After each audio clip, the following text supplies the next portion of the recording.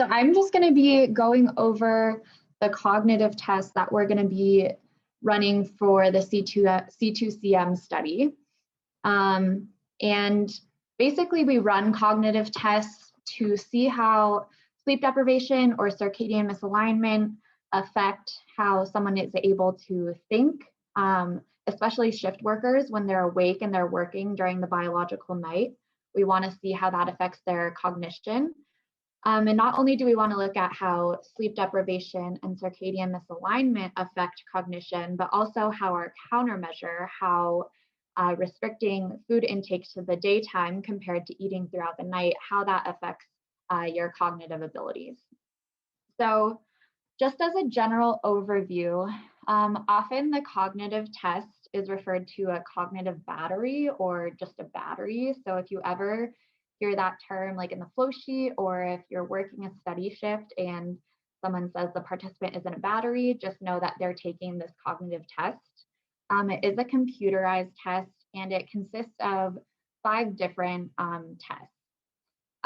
It'll take about 20 to 30 minutes to complete one cognitive battery.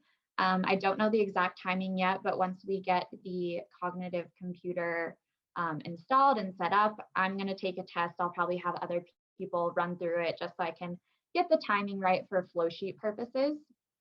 And then the participants are going to repeat this cognitive battery every 3 hours throughout the course of the study while they're awake. So they might be taking this test during daytime, they might be taking it during the biological night when they're awake, but they'll just be repeating this test throughout the study. There's written instructions within the cognitive battery. So before each of the 5 tests, there will be like an instruction page telling them what exactly to do, what keys to press on the keyboard, stuff like that. So we won't just throw participants in and expect them to know what to do.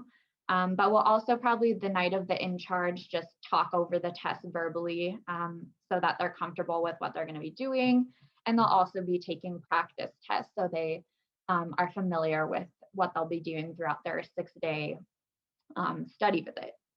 And then something else that's really important for the cognitive test is that we don't want to interrupt the participant while they're taking the test. So we don't want to say anything over the intercom system. We don't want to walk in the room, distract them. We really want them to focus on taking the test during that time.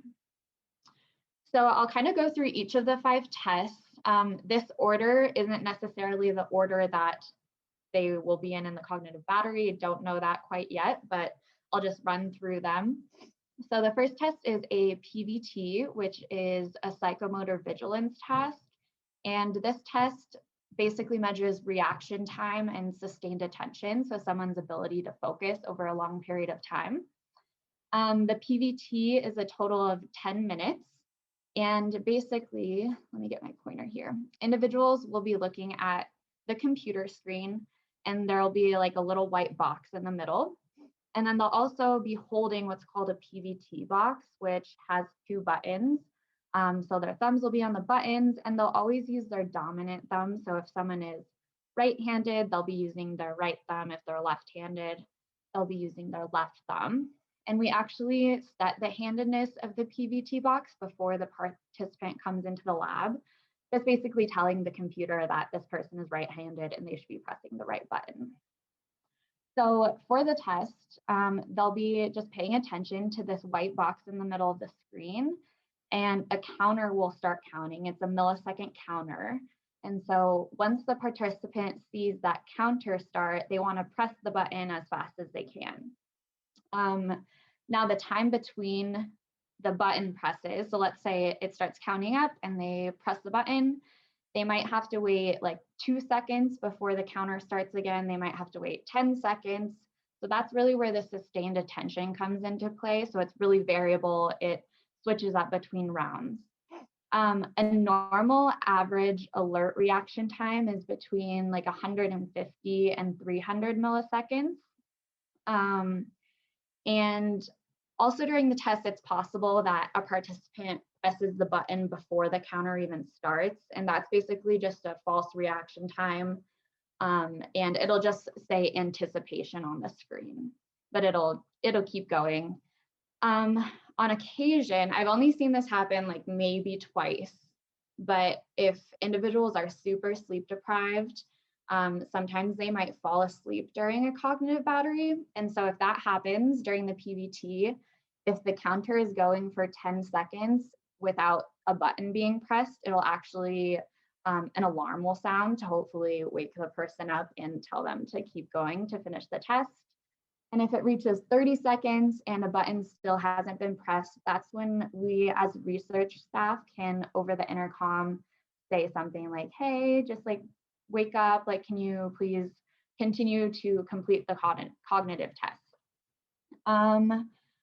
So there's a bunch of different variables that you can look at with the PBT. You can look at number of lapses, which is when it takes over 500 milliseconds to press that button. You can look at reciprocal reaction time, which people reciprocally transform this by doing 1 over reaction time because it decreases the influence of long lapses in the test. You can look at mean reaction time median, the fastest and slowest 10%, or that false reaction time or the anticipation. So yeah, this is the PBT. Does anybody have any questions about this test? Okay, cool. So the next cognitive test, we often refer to it as the CONJ test, but it's a visual search or a conjunction search, which basically means you're trying to identify a target among distractors. So this measures alertness, visuospatial attention, and executive control. And so in our CONJ test, the target is a vertical red bar. So the distractors are these horizontal red bars and these vertical green bars. And the target might be present, it might not be present. And so that's basically your goal to determine if the target is present. So they would be focusing on this white plus sign and then go through rounds and determine if the target is present. I don't remember the exact keys that they press, but it's in the instructions. So it's something like if there is a vertical red bar present, they would press like the Y key on the keyboard. And if it's not, they would press the N key or something. And then also between rounds, the screen might be filled with distractors, like in this picture, or it might be very minimal and only have like 5 or 10 distractors. So it varies in complexity between rounds. Okay, cool. The third test is called the PANAS, which stands for Positive and Negative Affect Schedule. And basically, this is a self-report questionnaire that measures positive and negative feelings and emotions. So it's very similar to the VAS that we use for a TRE. VAS stands for Visual Analog Scale. So that's just this line that we see here. And it'll ask questions. For example, in this picture, it says, indicate to what extent you feel strong right now, that is at the present moment. And it'll have different words of positive or negative feelings and emotions. And you just click on the line, kind of, if you're not feeling strong at all, it'd be down here. If you're feeling extremely strong, you would click up there and you would just press OK. Some negative emotions you might see are anger, fear, sadness, or positive emotions are joy, cheerfulness, or contentment. So that's more of just like a subjective way for us to see like how the participant is feeling throughout the course of the study. The fourth test is a KSS, which we're probably mostly familiar with as well. It stands for Karolinska Sleepiness Scale. And I still need to talk to Dr. Wright, who is our co-I helping us with these cognitive tests, to see if he just wants the single KSS or if he wants the KSS mood, which I'll describe what that is in a second.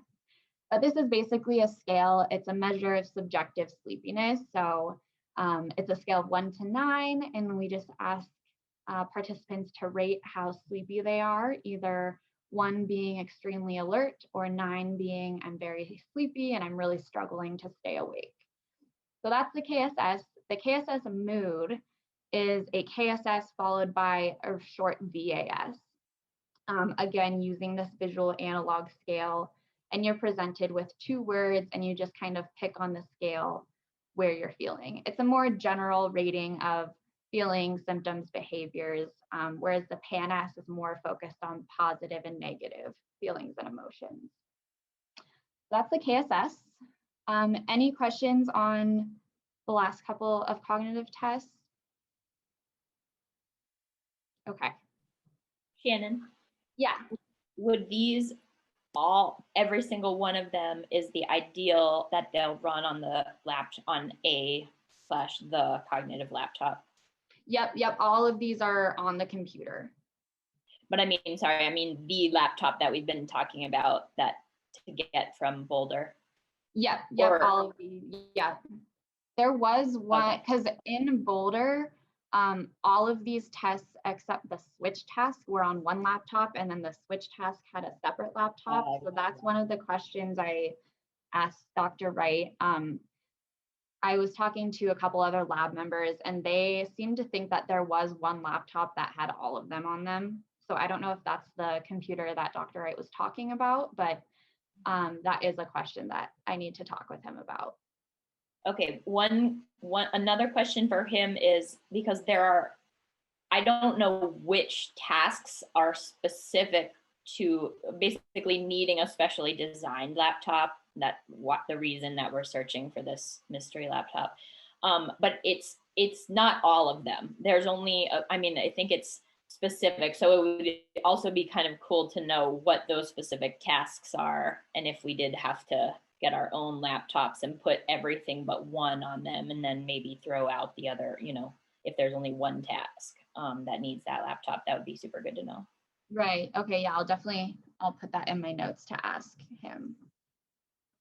It's always been a black box surrounding like the need for these really special computers that he gets sent to Boston to be built. So right, knowing the specifics about that would help us.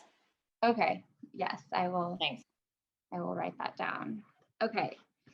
So the last cognitive test, which I think this one is the most difficult, but it's the switch task.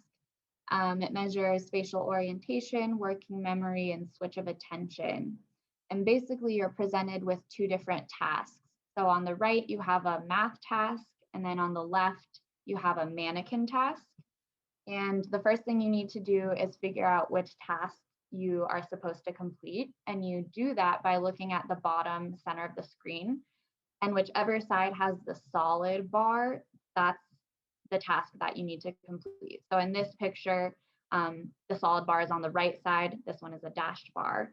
So this would mean that we would need to complete the math task. So that's kind of the first step. If we go into each of the tasks individually, the math task, the goal of the task is to determine if the solution is greater than 5 or less than 5. So we look at the bottom center, we see, okay, we need to do the math task. I would add this up. I would figure out that it adds up to 6. And then I see that this is greater than 5, so I would press I on the keyboard. Now, if the solution is less than 5, then I would press J on the keyboard. So that's the math task. If we have to do the mannequin task, so the solid bar is on the left side, the goal of the mannequin task is to basically determine which hand the desired symbol is in. So you would look down here in this box to figure out what symbol you're looking for. It can be an open rectangle or an open circle, such as in this mannequin, or it might be a closed circle or closed rectangle. But I look here, I determine, okay, I need to look for the open rectangle, and I see that it's in this hand. But this task gets tricky because the mannequin can either be facing you, which we can see by the little smiley face, or it might be facing away from you, which would just be like a filled in head. So you're kind of looking at the back of the mannequin's head. Also, the mannequin could be upright or it could be upside down. So it gets really tricky trying to like think in your head, okay, this person's upside down and they're facing away from me. Hard. Yeah, it's really hard. You guys should definitely take it sometime because it's not easy. So then, yeah, you just have to determine which hand the desired symbol is in. And if it's the left hand, you would press a W on the keyboard. If it's in the right hand, you would press a D. So this is the only... I have a Yeah. question, Shannon. Are those directions like constant on the screen, or do you have to remember to press W if it's left hand? Yeah, you Or have to remember the keys. And if you look on your keyboard, it's kind of the same, like the J and the I, and then the D and the W are the same, like diagonal. But this is the only cognitive test that actually you have to eradicate a learning curve, which means that there is a learning curve. And so the night of the in charge, obviously we'll have the participants run through a whole battery to get used to all of the tests, but then they'll do a bunch of redos of just the switch test so that they can get used to the directions and exactly what key to press. And we'll actually check their scores. I don't remember exactly.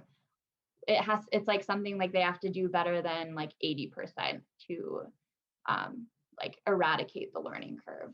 But yeah, they'll do a bunch of practices because this task is difficult and it takes a little bit of time to learn what you're doing and what keys to press. So, and is this 20 to 30 minutes as well, the duration of it? That's the total time for all 5. Oh, for all of it. Okay. Yeah, yeah. So I think this switch task is probably about 5 minutes. But yeah, all 5 of the tests should take 20 to 30 minutes, and I'll have a better idea once we actually can take them and go through the whole test. But yeah, these are just definitions of some of the cognitive terms that I mentioned throughout the presentation and kind of what tests that they match with. And I won't read through them. You can refer back to this if you ever are curious. But yeah, I highly encourage everyone, once we get the cognitive laptop set up, to come to the lab and run through a test just so you're familiar with what the participant is going to experience and if they ever have any questions so you're able to answer it. But yeah, if anybody has any other questions, I'm happy to answer them.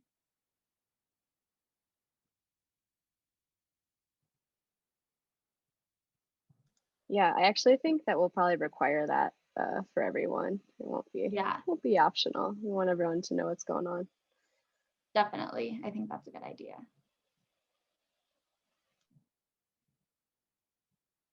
All right, well, that's all that I had. I don't know what we want, if Ellen or Josie, if there's anything else that you guys wanted to talk about. Corinne asked a question in the chat, is the switch task timed? Yeah, so that's one thing that I'm not sure about. I don't know if it's like a 5-minute test and you have to get through as many rounds as you can, or if it's a certain number of rounds and it just however long those rounds take to get through. I think it's the second one because not everybody finishes in the same amount of time. So I think it's just I think the PVT is the only test that's like actually timed and only 10 minutes long. But the rest of them are kind of like, get through this test. And that's something that I didn't mention, but that's a super important instruction that we tell people, is that time and accuracy, or speed and accuracy, are both equally important. So we don't want people just rushing through the test and getting a ton of things wrong, but we also don't want people working at like snail speed trying to get everything right. So it's really a balance of speed and accuracy throughout the whole cognitive battery. Yeah, that's a good point to make. Another important thing, and people from Boulder can chime in about this too, which is that these are some of the things that really discourage the participants the most, and they can get bored and kind of angry and annoyed. So this is also an important part of subject monitoring, which is, keeping them motivated. And when you are sending them in to set up a test, making sure that you are kind of even keeled as far as your instructions and your motivation for them. Because if you're like, oh yeah, sucks to be you, going to take another boring computer test, that's really not a great like attitude to put forth. Not that you would, but sometimes we get bored during shifts too. So just keeping in mind that the subjects, this does actually give them quite a hard time. I see Brent leaning in. Do you want to comment on that? Yeah, I can definitely Boulder. That was definitely a thing in the middle of the night when, they might have just propped up their book or something to read a little. Can you guys hear? We can't hear you, Brent. Oh, you can't hear me at all? Oh, now we can. Whatever just happened, like your microphone came out from under the something. Can you hear me now? Yeah. Now? Yeah. Hello? Yeah. So what I was saying is, that was one of the things definitely in the Boulder lab. Whenever you'd go into the subject's room and they had just maybe propped up their book in the middle of the night and thought they were going to relax, and then you had to tell them, oh, nope, you have to go back and do another battery. You could just see their face being like, oh my God, again? Like, are you serious? Like, please don't make me go over there. So yeah, it's definitely not always the most appealing thing for subjects to be doing, but definitely important to be watching them too when they're in the room as well, to make sure they're not sleeping or anything. So to be watching the camera a little more closely when they're in the room with the battery.